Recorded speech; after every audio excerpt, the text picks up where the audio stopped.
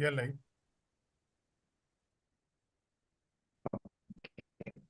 So good evening, friends, postgraduates, mentors, and the external examiners teaching program, which is an initiative from ARC AIS. This is the 76th episode of our series. Today we are going to have two short cases. One would be presented by Dr. Samriddhi Jain, who is a second year resident at Government Medical College, Chhatrapati Sambhajinagar.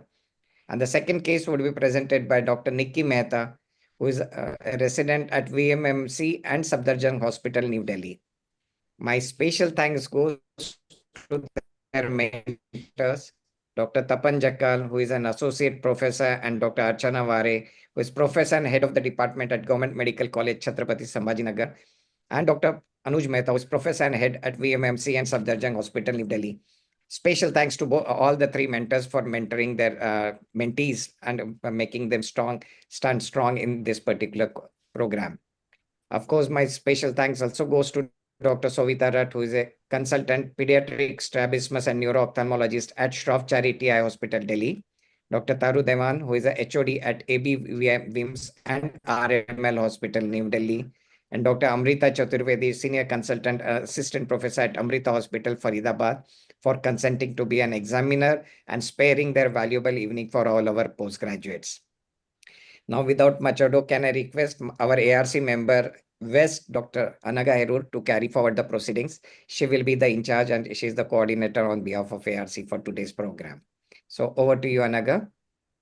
Thank you so much, Dr. Prashant, and a very warm welcome to everyone here, not only to our audience, but to our speakers today, to our mentors, as well as our external examiners. So through AIOS ARC, we are having these various different kinds of PG teaching activities, and today the short case presentation is one of the very unique ones.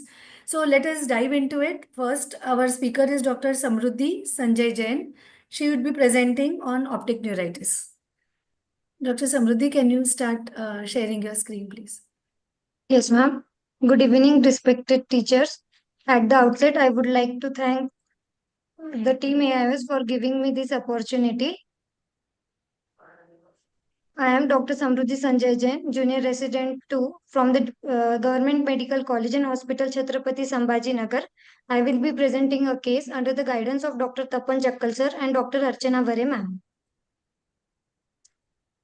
A 29-year-old male patient, shopkeeper by occupation, came to the outpatient department of a tertiary care center with chief complaints of diminution of vision in the left eye since 12 days.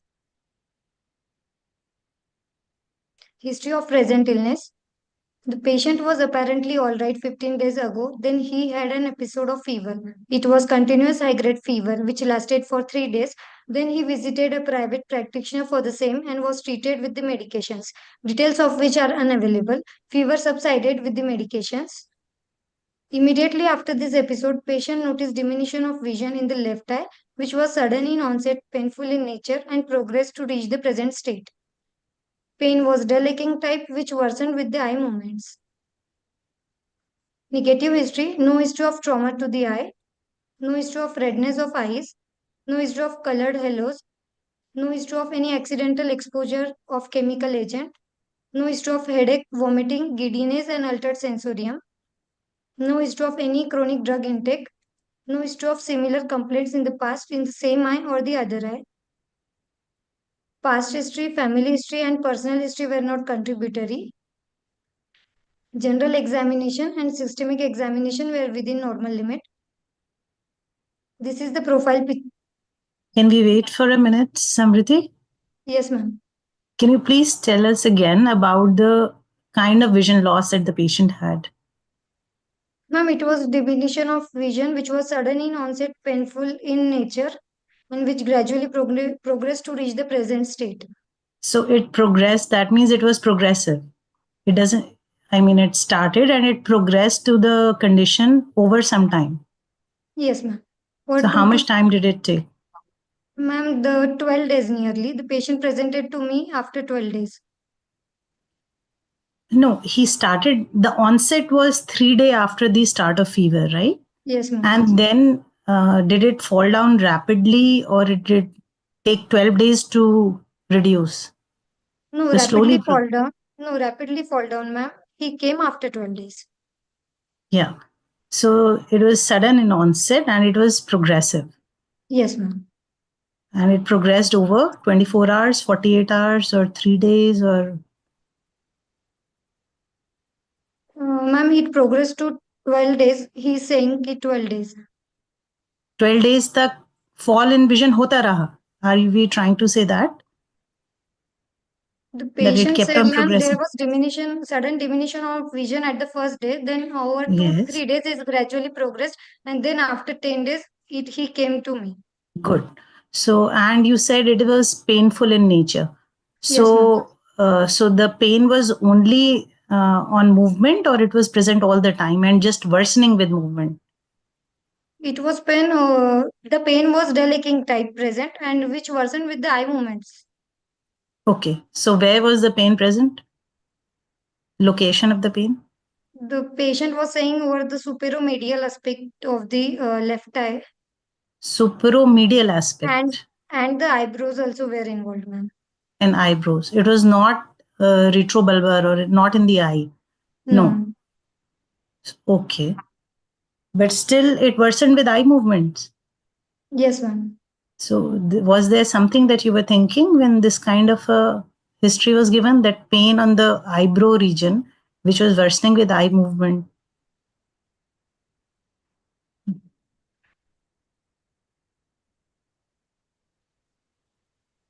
Okay, let's say that you have taken two very good points, that you have taken that there was pain, and the separately you have taken there was worsening of pain with eye movement. So when you get a pain that worsens with eye movement, what do you think? What was coming to your mind with this history? It may be associated with any optic nerve involvement. So why would the pain be at the eyebrow? What kind of pain does the patient get in optic neuritis? What does he say? कहाँ पर होता है that? Retrobulbarity. है ना? Because why?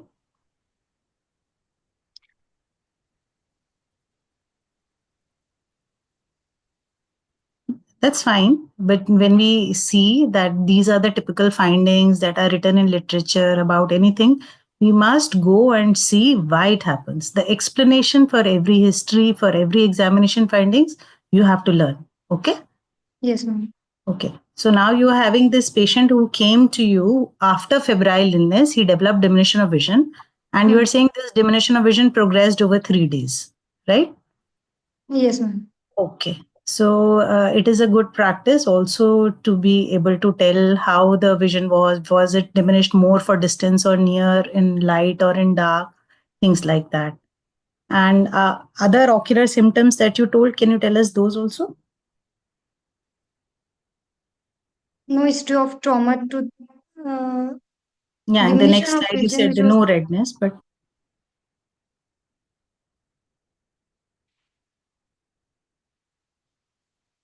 no history of colored halos, no history of yeah. accidental exposure of the any chemical agent. So why were you telling us all these histories? What were you expecting?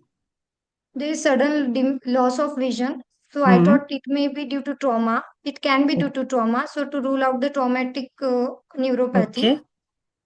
redness of the eye to rule out the glaucoma, which is acute congestive glaucoma or an attack of the iridocyclitis. Colored halos is also for the same. No history of accidental exposure to any chemical agent because the patient is saying ki painful diminution, sudden diminution of Mhm. vision to rule out any injury.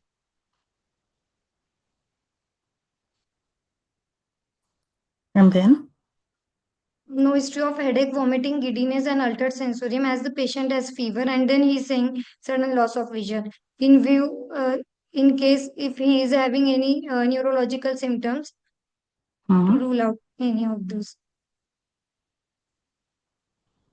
No history of any chronic drug intake to rule out the toxic neuropathy which the patient can have after the usage of the drugs.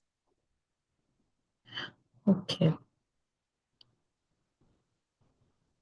One point here, whenever you think of chronic drug intake, then it should click your brain by now that is it a uniocular vision loss or a bilateral vision loss?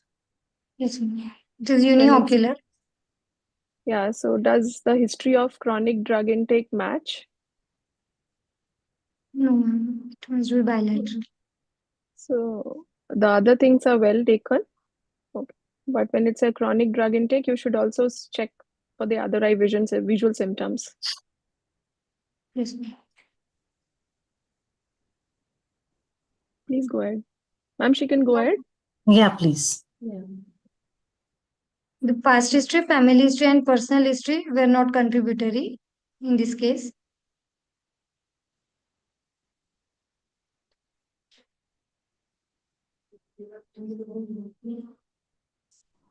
No history of smoking, tobacco use, alcohol use, drug abuse. Are they important? Yes, ma'am. It can also cause the toxic neuropathy, alcohol and smoking. So you are already decided that this, on the basis of history, you have already decided that this is a case of optic neuropathy, right? But could it have been something else? Because the pain was not retrobulbar. Pain is in the eyebrow region. Okay. So anything else post-infectious, if somebody develops a pain in that area, post a febrile illness, there are so many other things that you could have thought of, right? And diminution of vision post febrile illness could be due to other things also.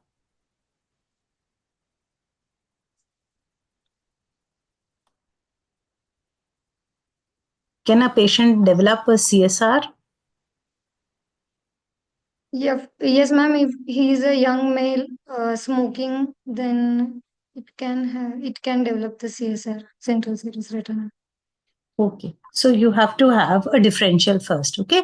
We should never be biased when we start our case. I know you've worked up already, so you know the diagnosis, you've probably investigated also. But when you are presenting to somebody, you should be presenting in a way that with these points in history, I made a differential of this. And then you start your examination, and then one by one, you will be ruling them out. Okay. Yes, ma'am. Because if you were thinking of optic neuritis and this and post-infectious something, apart from the other symptoms that you were asking for any encephalitis or something, probably you would have liked to ask for other things also, no? Any atypical syndromes and all. Another But important question that you always need to ask is any exposure to animals, pets in the house, like dogs or cats. That can be Yes, that has to be leading question, we miss sometimes. Yeah. yes, ma'am. okay, good. Please go ahead. General examination was within normal limit.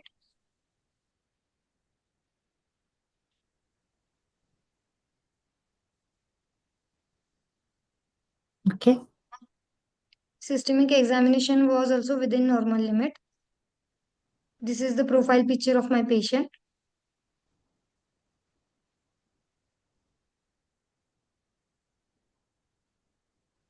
Okay.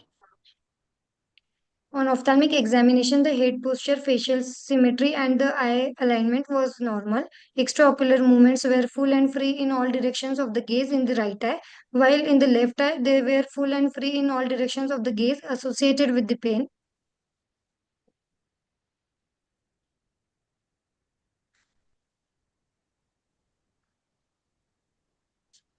I will be describing the findings of the right eye. First, the unaided vision of the right eye is 6 by 24. Vision with pinhole is 6 by 6. The best corrected visual acuity was 6 by 6 with minus 1.5 diopter sphere. Rest anterior segment and the posterior segment of the right eye was within normal limit.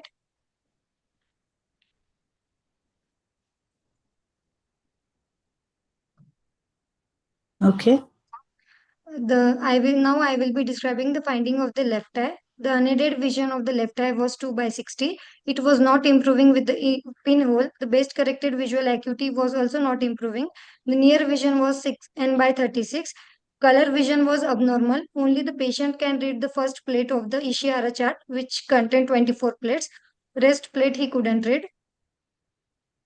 Further, anterior segment examination was within normal limit, except for the pupil. It shows the relative afferent pupillary defect, grade 2, in the left eye. Mhm. Okay. On fundus examination, on distant direct ophthalmoscopy, the red glow was seen. On indirect ophthalmoscopy, media was clear. Disc was of normal size, shape, and the color was hyperemic. Margins were blurred in distinct 360-degree. Cup by disc ratio was not appreciated. The blood vessels shows dilated tortuous veins. A is to V ratio was 2 is to 4. The foveal reflex was seen. There is evidence of two splinter hemorrhages, one on the superotemporal and other at the inferior margin of the optic disc. Hmm. These are the fundus pictures of my patients. Here in the right eye is within normal limit, while the left eye shows there is blurring of the 360-degree margins of the disc with splinter hemorrhages which is present over the superotemporal and the inferior margin of the disc. There is dilatation of the veins.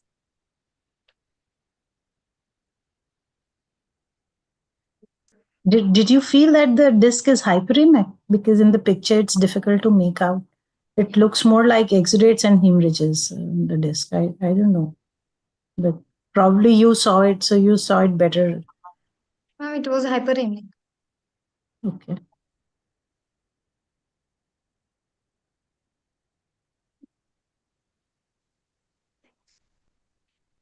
Okay. This is the fundus diagram of my patient.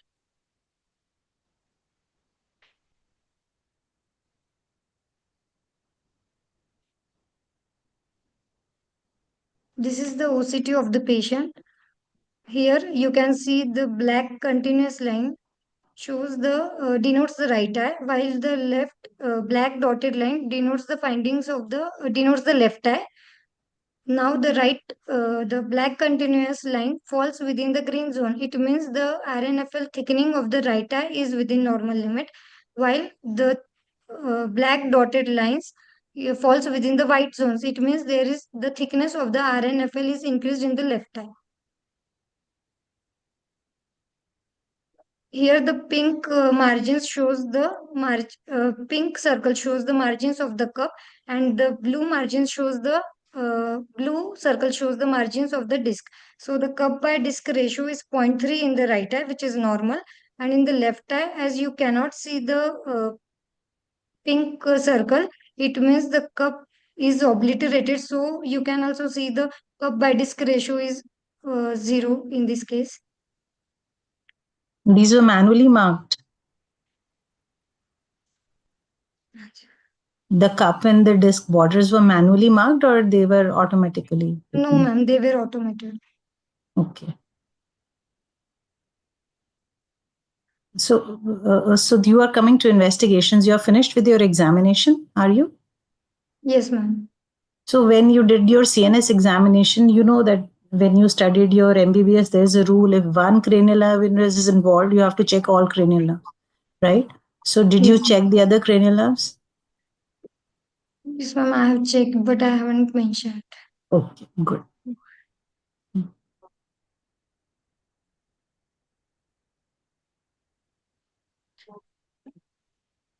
So before doing the MRI, what was your provisional diagnosis?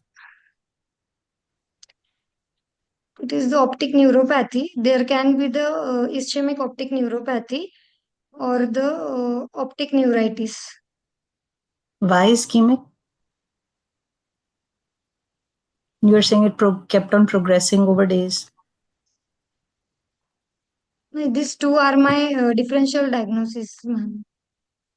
Because Okay, so unilateral first you are thinking of optic neuritis. Second, you are thinking of ischemic it optic could neuropathy. either.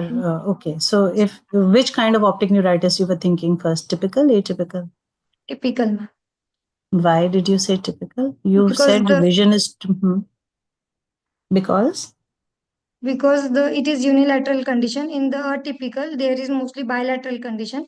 The age is also in the 25 to 40 years in the typical case, Hmm. whereas in atypical it is more.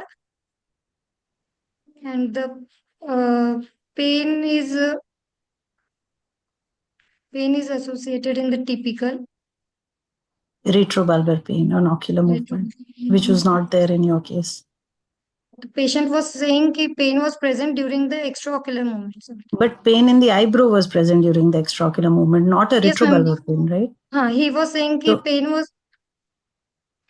तो फिर वो तो optic nerve से related नहीं हुआ pen, है ना? Plus severe loss of vision. You said he was 2/60. So what is the typical visual loss in typical optic neuritis? कितना होता है?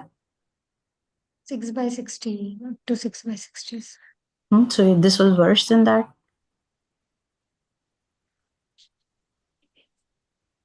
Okay, so there are certain pointers which might suggest that it could have been atypical also.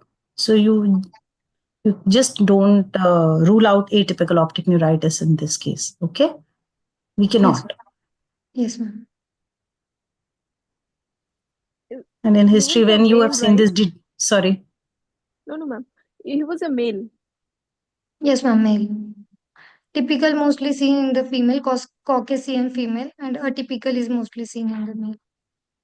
Mock could be seen equally in male, female. So you that's not like the only thing. Gender is not the only thing. So and fine, okay. Please go ahead. This is the MRI brain and orbit with contrast done for this patient. This is the axial view of T1 weighted imaging with fat saturation. It showed the significant post-contrast enhancement of the left optic nerve and thickened left optic nerve with hyperintensity signals are seen.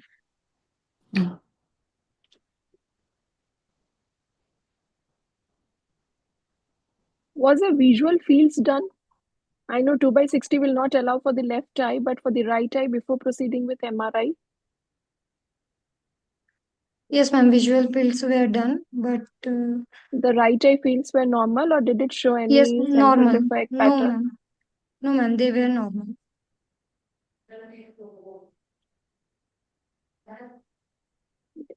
Okay. What else after this?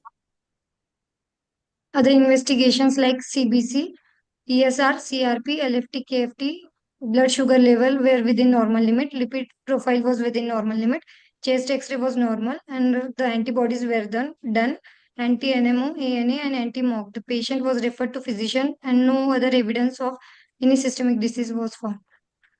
So what do you think is missing? What else you should have done, considering the kind of optic nerve hyperintensity you are seeing? Is it a short MRI segment or a spine. long segment? Sorry? MRI It's spine should be. Yes, very good.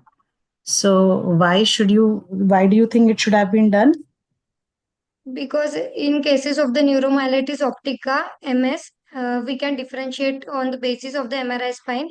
In neuromyelitis optica, there are more than 3 segments involvement of the spine, which are of cervicothoracic region. And in multiple sclerosis, 2 to 3 segments are involved, but they are not continuous. Short segments are.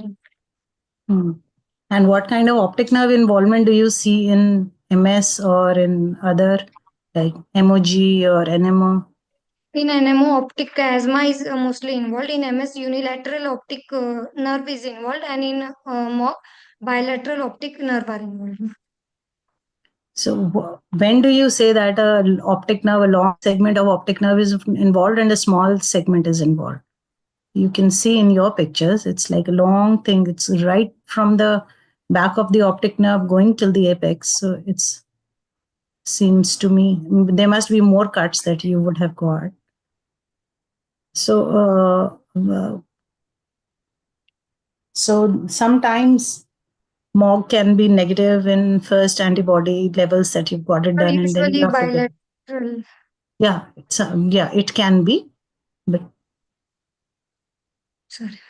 yeah, definitely. It can be bilateral. So, but sometimes it can also, you may just see this one and the second one might follow or something like that. So any other investigations? Why did he have fever? Was he investigated for the febrile illness? Was it like typhoid or any viral fever or something else, do you think? There could be post-viral demyelination or post related to that febrile illness. You get optic neuritis with enteric fever also. So Yes, ma'am. The patient said he visited to private practitioner where he was given the tablets for 3 days and it was subsided. So rest he have not done any hmm. investigations, ma'am. And now your CBC, SR, CRP, everything is Well, normal, no, right? yes, ma'am. Okay. So had it been enteric, it wouldn't have subsided. So like just with 2-3 days of medication, probably would have been viral. But DLC was normal when the patient came to me. Mm-hmm. Okay. So Samriddhi, in one next, question. Sorry. Yes, ma'am. So how often do you see multiple sclerosis in association with optic neuritis? Ma'am, 20% of the multiple sclerosis patients present with the optic neuritis, and in the patients who are diagnosed with multiple sclerosis, 50% of the patients may get optic neuritis attack in their lifetime. And how many patients of optic neuritis would go on to develop multiple sclerosis?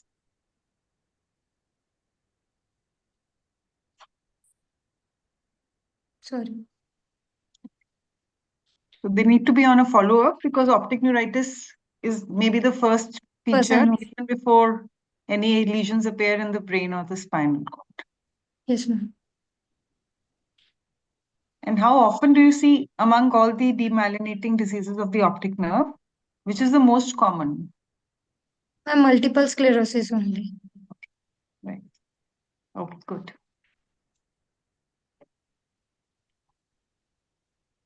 I think overall it's a nice presentation, and I would like to congratulate you for having the courage to present and everything. And big, you should be really thankful to your mentors who spent so much time in mentoring you to present this case. And when you, I think you would have already learned that you have to you have to have your differential, keep a wide view, because they can just don't get things that pain on ocular movement hai to typically hai. There's so many indicators in your case which show that it could be atypical, it could be Yes. MOG, you know. And CSF examination is mandatory in this case. Yes, Did you refer to a physician, and do you know what happened after that? Do you have a yes, ma'am. The neurologist? patient was not willing to do the CSF examination. I Hmm. have referred him. Okay, okay, that's fine. But maybe a contrast enhanced MRI of the spine should also be coupled with it, right? And a detailed neurological examination and a history you should take for all the things like area postrema syndrome and all, you know, that should also be forthcoming. Sometimes they just ignore it and they don't know whether it is related or not. Yes, Any ma'am. narcolepsy or anything like, you know, other things. It's very good. I think if Dr. Amrita and Dr. Savita would like to ask something. How Very did you good. treat the patient? Ma'am, intravenous methylprednisolone can be given to the patient 1 gram per day for 3 days, followed by tapering. Is it 11 days tapering or a slow taper? Yes, ma'am. First 11 days, and then it is tapered according to 3 days. So you have treated this patient like typical optic neuritis. Yes, ma'am. I have given IV methylprednisolone for 3 days to this patient, and now he is tapered on the oral medications, oral steroids. Okay. But clinically, as we have already discussed, it looks like an atypical optic neuritis, given the history part and the radiological signs. And with rest of the investigations, though negative, many times anti-NMO and anti-MOG are negative, but still it presents like atypical with the disc findings also. So it's better to give 3 doses. And did the patient improve after 3 doses? The vision was, ma'am, FC 4 meter after the 3 days. So the protocol is after 3 days, if they don't improve, you can add on 2 doses of IVMP and then do a slow taper of oral steroids. Yes, ma'am.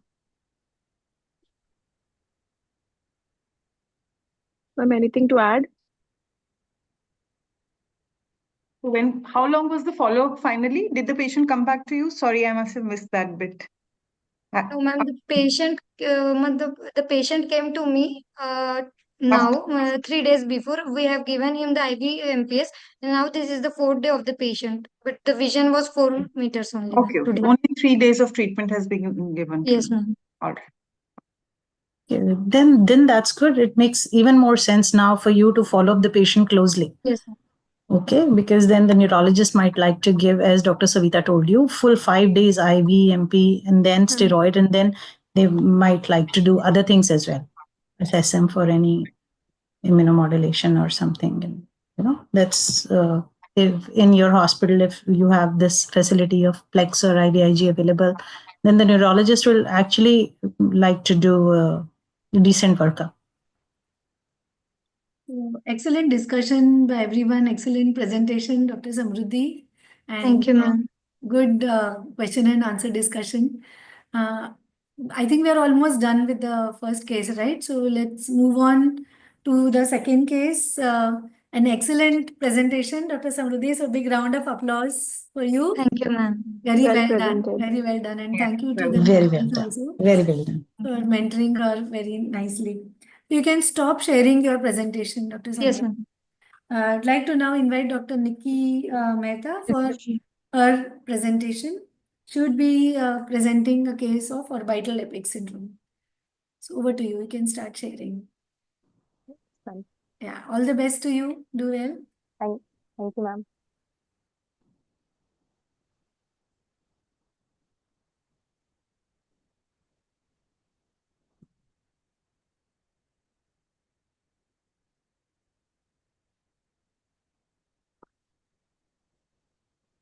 I hope you can all see my presentation. Yes, we can see. Yeah.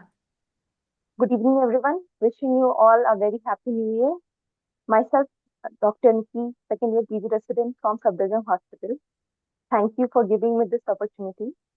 I'll be presenting a case of 32 years old male, resident of Delhi and teacher by occupation. He presented to IOPD with complaints of headache for 2 months, double vision for 1 month, diminution of vision in left eye for last 25 days, and drooping of left eye upper lid for last 10 days. Patient was in the usual state of health 2 months back. Then he started complaining of left-sided frontal headache, which was insidious in onset, gradually progressive, which was of mild to moderate in intensity and radiating to the left eye. It used to subside after taking over-the-counter analgesics, and it was not associated with nausea, vomiting, and dizziness. For last month, he started complaining of diminution in vision in left eye, which double vision in left eye. It was more in left lateral gaze and it was eliminated on covering one eye. He also complained of diminution of vision in left eye for last 25 days, which was insidious in onset, painless in nature, gradually progressive, and associated with color desaturation. He started noticing drooping of left eye upper lid since last 15 days, which was insidious in onset, rapidly progressive, and not associated with diurnal variation.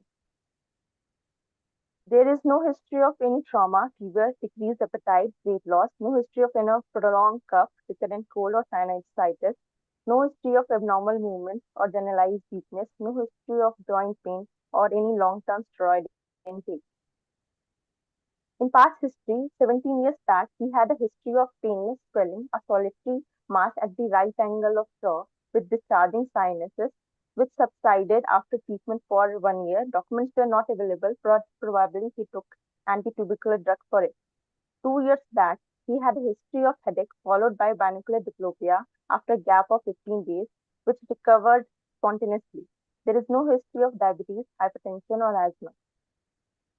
There is no history of similar complaints in the family. In personal history, he had normal sleep and appetite, normal bowel and bladder habits. He took mixed Indian diet. There is no history of any known allergy. He is known smoker and non-alcoholic. Coming to general physical examination, So can I stop you here, Nikki? Yes, ma'am. Okay, so that's an excellent history, and I'm really happy because you have actually taken out the points when you're talking about the vision, the pain, and everything, and explained them really well. So good, congratulations on that. So can you go back? Can we go back to the history and can you tell us what happened? What do you think about this patient apart on the basis of this history? Like it is a progressive, uh, like the symptoms were progressive, and he had a history of 2 months long. Initially, it was headache, then it progressed with diplopia, then it progressed to diminution of vision and drooping of left eye.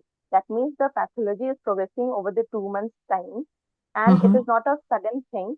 It has just progressed, and we have to like in negative history, the history of trauma or any infective conditions like TB, fever, decreased appetite, we have ruled it out in a certain way, like sinusitis, recurrent sinusitis, or cold, or like any immunosuppressant conditions due to long-term steroid intake. I have ruled it out in the negative history. So that is if you're thinking of some infective pathology lying which is affecting all these structures. But you also gave a history that 1 year or 2 year back he had an episode of headache with diplopia. 2 years back, he had a history of headache and diplopia, but in a 15 days duration, it subsided on its own. No, so But the diplopia happened after 15 days of headache. I didn't get it. Gap yes, of ma'am, 15 days, what do you mean? like after first it was headache, then within 15 days he had diplopia, and for a certain of time amount of time after 15 days, it recovered.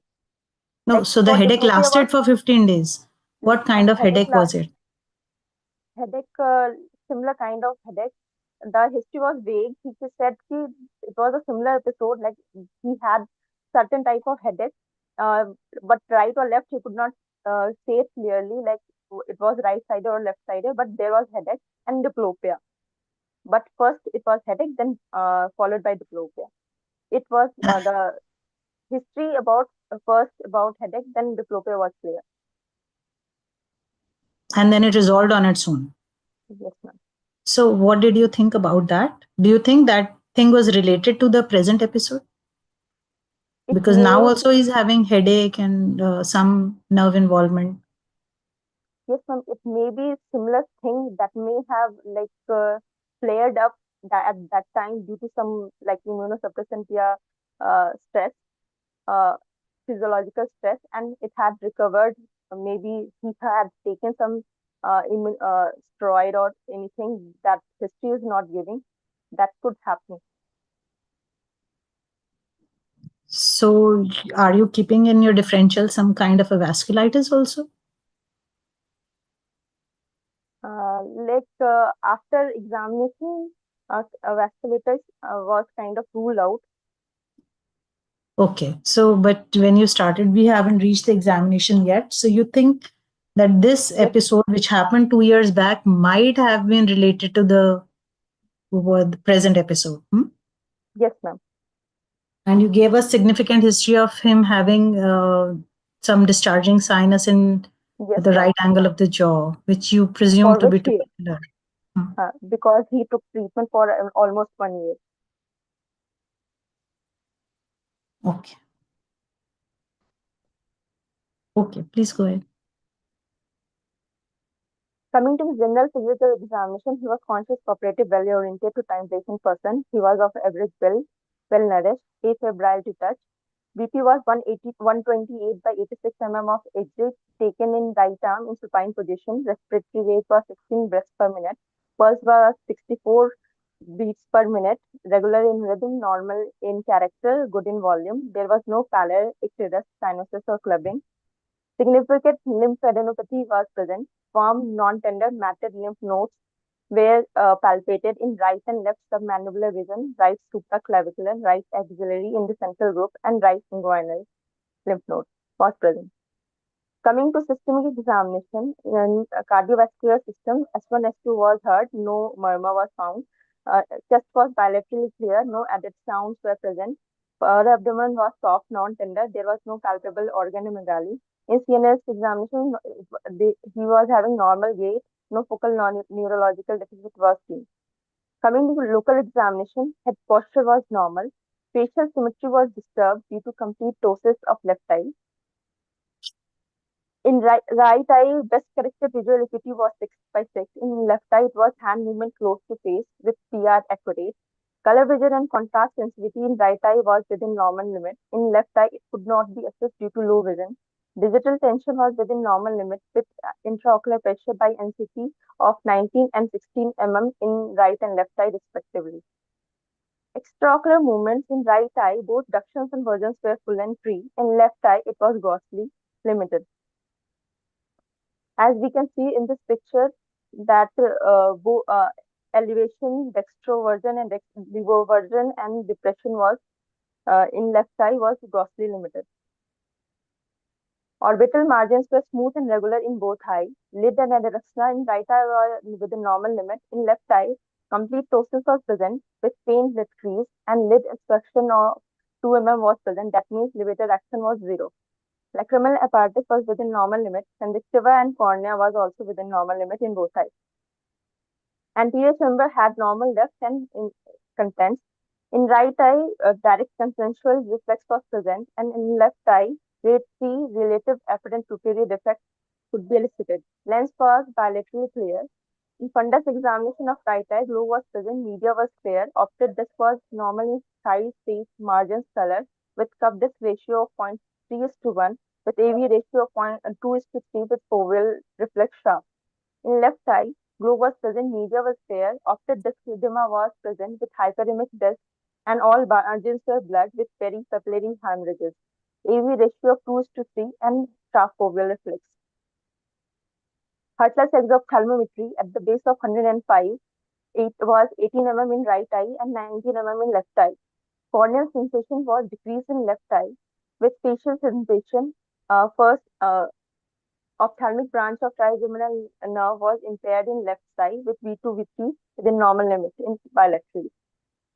To summarize, a 32 years old male presented with complaints of left-sided frontal headache, binocular diplopia, diminution of vision left eye, and drooping of left eye upper lid, with symptoms progressing over 2 months with past history of discharging sinuses at right angle of jaw 17 years back, and a similar episode of headache followed by diplopia 2 years back. On examination, significant matted lymphadenopathy were noted. His best corrected visual acuity in left eye was hand movement close to face, PR accurate, with limited extraocular movements in all gazes, complete ptosis in left eye with no levated action, and grade 3 RAPD. In fundus examination, disc edema was noted. Also, V1 corneal sensation of left eye was decreased. On the basis of clinical examination and history, our differentials were orbital apex syndrome, superior orbital fissure syndrome, and cavernous sinus syndrome. As we know, these three major syndromes encountered in orbital region are considered as a continuous spectrum rather than a three separate clinical entities with one leading to another condition. As in our case, cranial nerve 3, 4, 6, along with V1 was uh, involved, and along with optic nerve. If optic nerve was not involved, we could say it as a superior orbital fissure syndrome. As optic nerve is involved, it can be labeled as optic orbital apex syndrome. If along with this, if V2 of branch of trigeminal nerve is involved, we can say as cavernous sinus syndrome. So provisional diagnosis on the basis of this is orbital apex syndrome. Now we have to uh, diagnose the etiology, which could be inflammatory, infectious, or secondaries. Causes of orbital apex syndrome would be categorized into inflammatory, infectious, neoplastic, vascular, or heterogenic causes.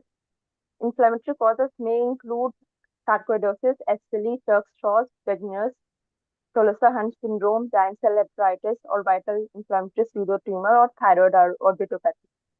In infectious, aspergillosis, mucormycosis, or in bacterial causes like Mycobacterium tuberculosis. Neoplastic may be primary like head neck tumors or neural tumors or non-Hodgkin lymphoma, or it may be secondary metastatic lesions like in male prostate or lung cancer and in female breast cancer. In vascular, carotid cavernous fistula and cavernous sinus thrombosis could be a cause of this type of presentation. To conclude, to come to the etiological diagnosis, investigations were done in routine investigations. Complete blood count, hemoglobin, and TLC were within normal limits, but in differential count, lymphocytosis was present with raised ESR. Elliptic AFT thyroid profile were within normal limits. Viral markers were negative with C-ANCA, P-ANCA also negative. Chest X-ray was with normal limits, but Montauk's test showed strongly positive results after 48 hours. NCCT scan was done elsewhere, which showed thickened left lateral rectus. MRI brain and orbit. T and fast suppressed axial scan showed soft tissue thickening in left orbital apex extending to the cavernous sinus, bulky left lateral rectus, and diffuse thickening of left orbital optic nerve sheath, as we can see here. In coronal section, we could see narrowing of left internal carotid artery within the left cavernous sinus. A right supraclavicular lymph node was sent for biopsy, in which we could find caseous necrosis and calcification. And there was no evidence of malignancy in the lymph node. So, tuberculous orbital apex syndrome was made as diagnosis, and patient was referred for respiratory medicine. Patient was started on antitubercular drugs. Oral steroids were given under the cover of antitubercular drugs. Tablet prednisolone 1 mg per kg body weight per day. 6 months post treatment, vision in his left eye was 6/6 with normal color vision and contrast. Ductions and versions were full and free with normal pupillary reaction and normal fundus. This is the clinical picture post treatment after 6 months. We could see all the versions and ductions were full and free in left eye. MRI was repeated after 6 months. In coronal section, we could see the return of left internal carotid artery caliber to the normal range.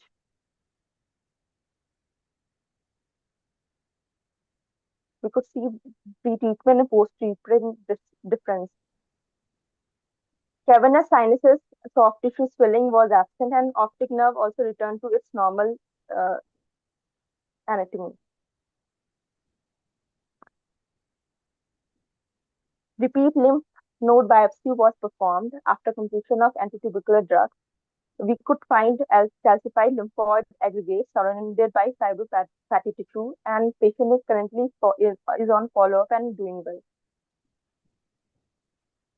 So take-home message from this case is, if a patient presents with pain, multiple cranial nerve palsies, and pupillary defect, we have to see which cranial nerves are affected, like third, fourth, and sixth, along with if the first branch of trigeminal nerve, that is ophthalmic branch, is involved, it may be it is termed as superior orbital fissure syndrome.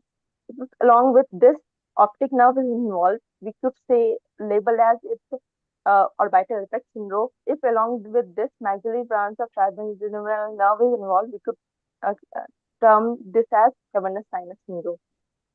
Thank you. Okay, thank you, Nikki. Can you please tell us about the lymph node examination? Did you do it yourself? Yes, ma'am. So when do you call lymph Inguinal nodes to be significant? Sorry? Inguinal lymph nodes was performed by my male colleague.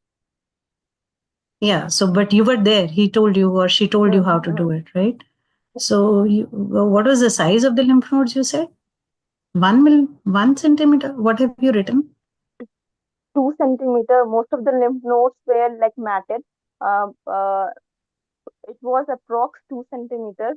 Yeah, but when you showed, in your slide, I think you mentioned initial ones just 1 centimeter and matted. So I was like, some mandibular was around 1 centimeter. Okay. And can you show us again the pupillary examination, please?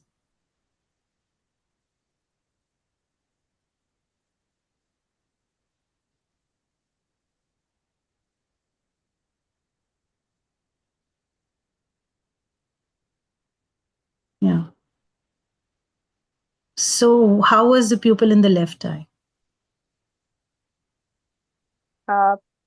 It was not dilated, but grade 3 RPD could be elicited.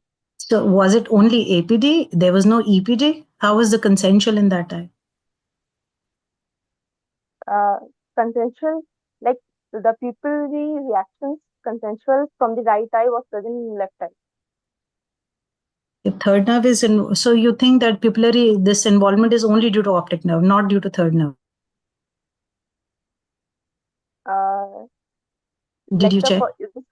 this question also came into my mind because if multiple cranial nerves, like third cranial nerve has a pupillary motor fibers, and it should involve pupillary fibers also, and there should be dilation of pupil. But as we can see in this clinical picture, that pupil is round. It is No, not I'm not. involved. Okay. Okay, right. I was not talking about an isochoria. Okay, ma'am. Yeah, I was talking about the consensual reflex in this eye. Yeah, it could be that, see, for the pupil to constrict, you need very few retinal photoreceptors to get stimulated. Okay. But so you did not have any anisocoria, you're trying to say. But if you look in the picture in the center, it looks as if the left pupil is bigger than the right. If you look at the picture in the center. Yes, ma'am. Does it? Or it's looking to me only? No, it is, ma'am. It is looking like, but we term anything as anesthesia clinically significant more than 2 mm. Of difference, yeah. So it would have been good if you could have seen this in dim light and bright light, and then you would have got your Yes, answer ma'am. Yes, probably ma'am. in bright light. So, and secondly, how did you rule out how did you confirm the involvement of fourth nerve, cranial nerve fourth?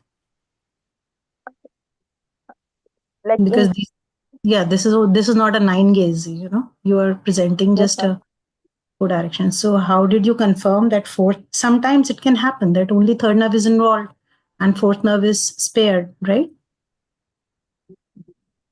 Ma'am, like in this case, sixth nerve is also involved, Yeah. and sixth nerve and third nerve is clearly involved. And for third nerve, we can see, like fourth nerve, we can see intorsion of the eye in the slit lamp with the scleral vessels. Their eye will be intorted. If On which movement? How do you detect? Which movement do you ask the patient to make to see that? I mean, it's important if in a patient who has a third nerve palsy, you want to examine whether the fourth nerve is working or not. So you should know how to check for that, right?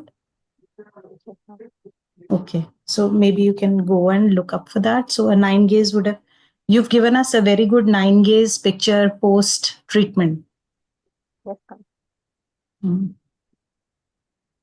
And how did you check for fifth? You said you very nicely you gave us the how you'd look for V1, V2, and V3 areas. That's extremely important to see. Now, what happens? So your case is like basically orbital tuberculoma, which is invading into the cranium, right? Yes, ma'am. Okay. So, and it was managed only with oral ATT and steroids.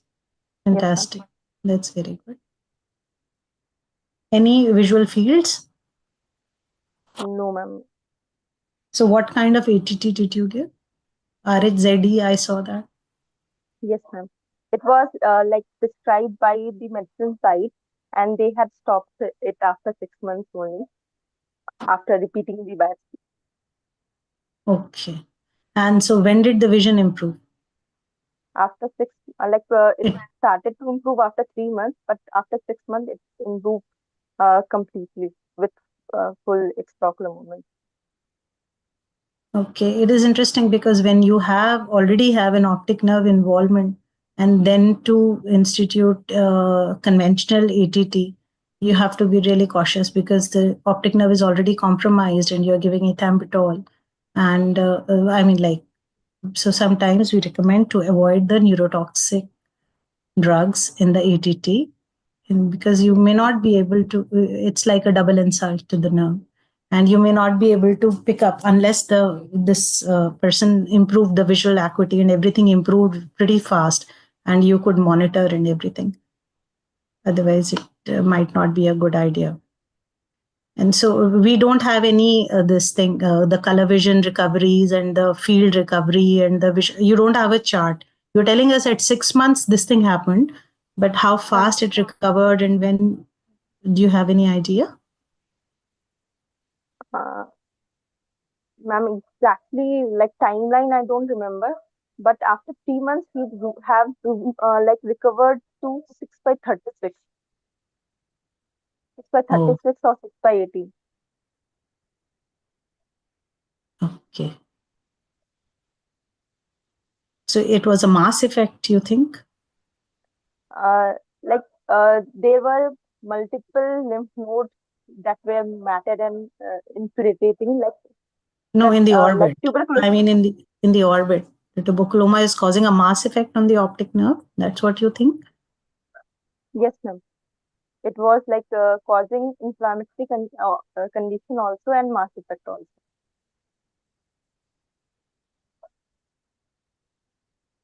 Okay. Did you say the patient had diplopia? I'm little confused on that. You added Yes, that. ma'am. Yes, ma'am. With the In CF his, vision worsening, how will the patient have diplopia? I mean, how do we explain that? The vision is CF. There is a complete ptosis. ma'am, the patient first complained of headache, then diplopia, then diminution of vision, then drooping. Like he has a progression of symptoms for 2 months. So in Yeah. okay, so it was a slowly progressive ophthalmoparasitoplegia then. Yes, ma'am.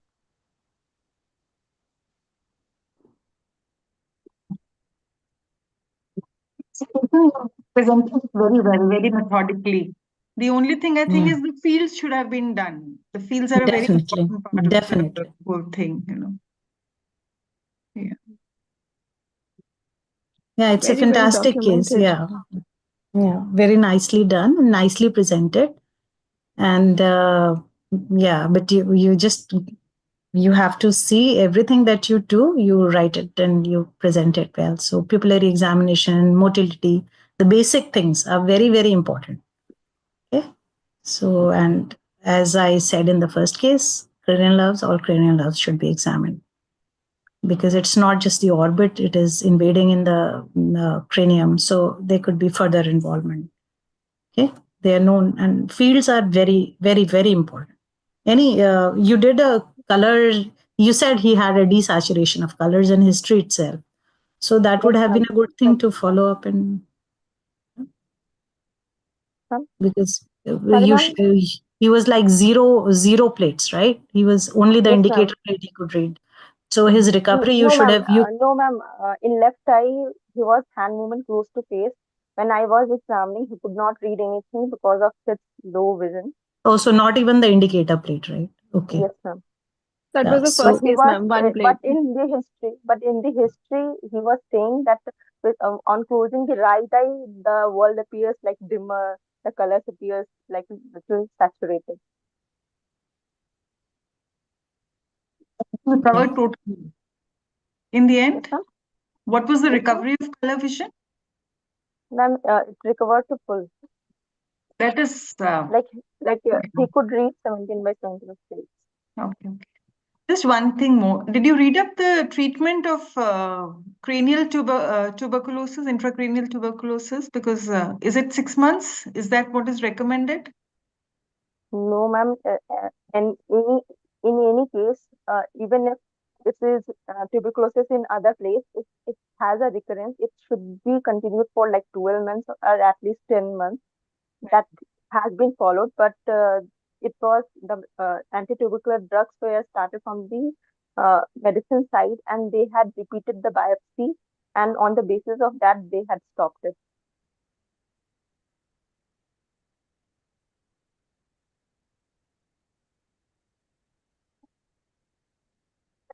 There TB was no actually. Yeah. There was an initial history of discharging sinuses and a Yes, ma'am. submandibular lymph node. So that was a tuberculosis which has kind of recurred. So I think a review has to be done from the medicine side, I think, for this patient. Stopping at 6 months may not be the right thing for this patient. I think they're very rigid about the RNTCP guidelines nowadays. So they just they have to follow. Probably this is a follow up. I mean, the patient is like when was the ATT stopped? When was the 6 months completed? Like ma'am, 2 months ago. Oh, okay. So already he is off ATT for last 2 months. Okay. So and the MRI you are saying shows complete resolution. You just shared with us, right? Okay. So that might have been the reason. I don't know. So, but I think it was a nice case of orbitocavernous tuberculoma. So well done.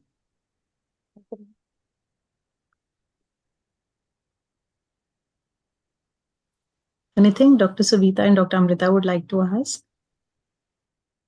Very well presented Presented and well and the mentors, documented. both of them. Yeah, very well done.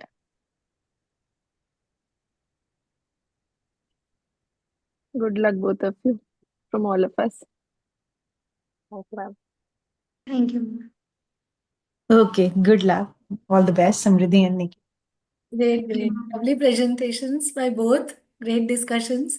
Thank you so much, one and all. Thank you to both the speakers who gave such lovely presentations, to all the mentors for sparing your valuable time in training our students, and to our external examiners for sparing your valuable time and giving us such beautiful discussions and insight into how exactly this case discussion should happen. And I think this is going to be really useful to all the PGs, not only throughout Maharashtra, but always it's going to be on YouTube, and it will be helpful for all the PGs in the future. So thank you once again to AIOS ARC, to our AIOS president, to ARC chairman, Dr. Prashant. Thank you to all the audience for joining us today. Thank you so much, everyone. Thank you. Thank you.